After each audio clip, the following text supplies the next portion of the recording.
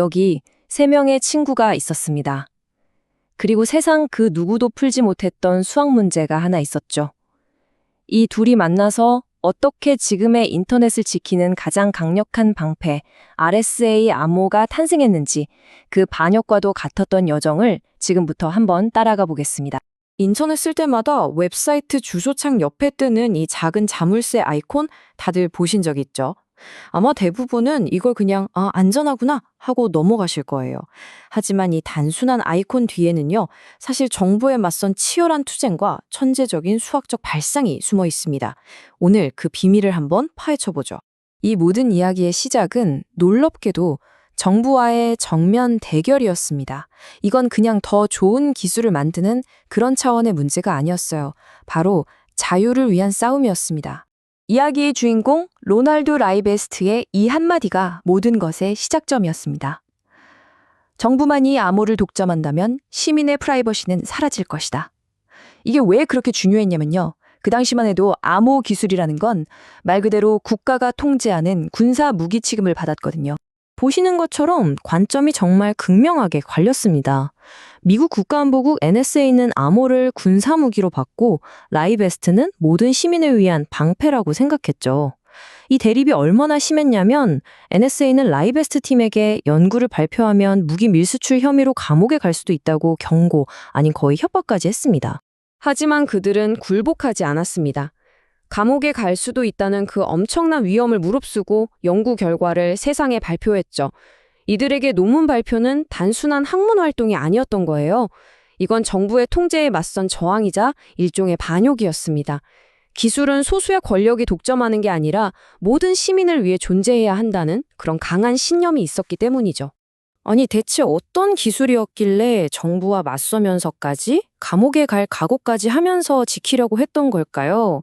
지금부터 그 위대한 발명의 순간으로 한번 들어가 보겠습니다. 하지만 이 완벽한 암호를 만드는 길이 처음부터 순탄했던 건 아닙니다. 1년 동안 무려 42개의 다른 방법을 시도했지만 전부 다 실패로 돌아갔어요. 한 명이 알고리즘을 만들면 동료가 바로 깨트려버리고 또 만들면 깨트리고 이걸 계속 반복했죠. 그들은 거의 모든 희망을 잃어가고 있었습니다. 그들이 그렇게 찾아 헤매던 해답은 아주 역설적인 아이디어에 있었습니다. 바로 함정문, 영어로는 트랩도어라고 불리는 수학적 구조였죠. 들어가는 건 쉬운데 나오는 건 거의 불가능한 문이라니. 이게 대체 무슨 뜻일까요? 바로 이 비유가 모든 걸 설명해 줍니다. 자, 컴퓨터한테 아주 큰 소수 2개를 주고 곱하라고 시키면 이건 1초도 안 걸리는 아주 쉬운 일입니다.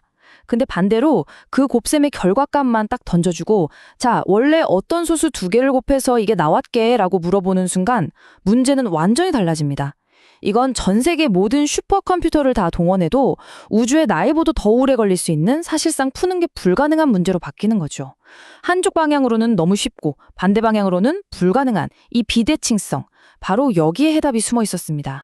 그리고 1977년의 어느 늦은 밤, 42번의 실패에 지쳐있던 라이베스트의 머릿속에 섬광 같은 아이디어가 스쳐 지나갑니다. 잠깐만, 이 소인수분의 문제가 어렵다는 거? 이 풀기 어렵다는 사실 그 자체를 자물쇠로 만들면 어떨까? 바로 이 발상의 전환이 모든 것을 바꾼 43번째의 완벽한 시도였습니다. 자, 그럼 이 풀기 어려운 수학 문제라는 기발한 아이디어가 어떻게 우리가 매일 쓰는 인터넷의 자물쇠가 될 수 있었을까요? 그 똑똑한 작동 원리를 한번 보시죠. RCS 시스템은 아주 독특한 열쇠 한 쌍을 만듭니다. 하나는 공개키라고 부르는데요. 이건 누구나 가져갈 수 있는 열린 자물쇠 같은 거예요. 다른 하나는 개인키. 이건 오직 나만 가지고 있는 비밀 열쇠죠. 작동 방식은 이렇습니다. 먼저 저만 아는 비밀 소수 2개를 이용해서 한 쌍의 키, 즉 공개키, 자물쇠와 개인키, 열쇠를 만듭니다.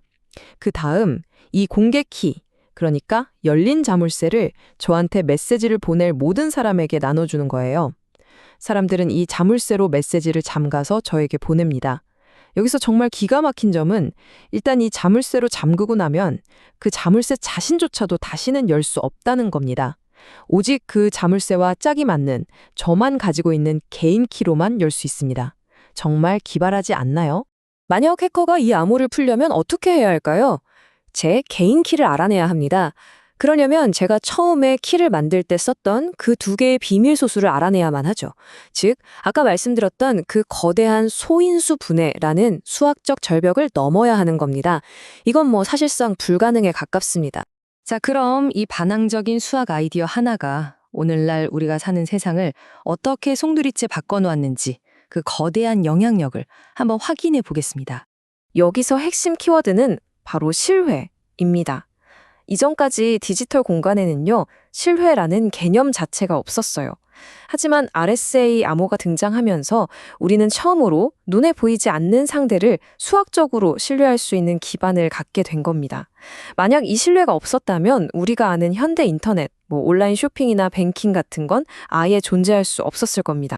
그 결과는 우리 삶 곳곳에 스며들어 있습니다. 이 표에서 보시는 것처럼 우리가 안전하게 인터넷 쇼핑을 하는 것, ATM에서 돈을 뽑는 것, 전자계약서에 서명하는 것까지 이 모든 디지털 신뢰가 필요한 순간 뒤에는 RSA가 보이지 않게 작동하고 있는 겁니다. 그뿐만이 아닙니다. 안전한 이메일부터 요즘 많이들 하시는 재택근무를 위한 보안 접속, VPN, 심지어 우리가 매일 쓰는 스마트폰 칩이 진짜인지 가짜인지 확인하는 것에 이르기까지 RSA는 우리 디지털 문명에 보이지 않는 운영체제라고 해도 과언이 아닙니다. 결국 로널드 라이베스트와 그의 동료들이 만든 건 단순한 알고리즘이 아니었습니다. 그것은 바로 숫자로 지어진 우리 모두의 디지털 세상을 굳건히 지키는 거대한 요새였던 셈입니다.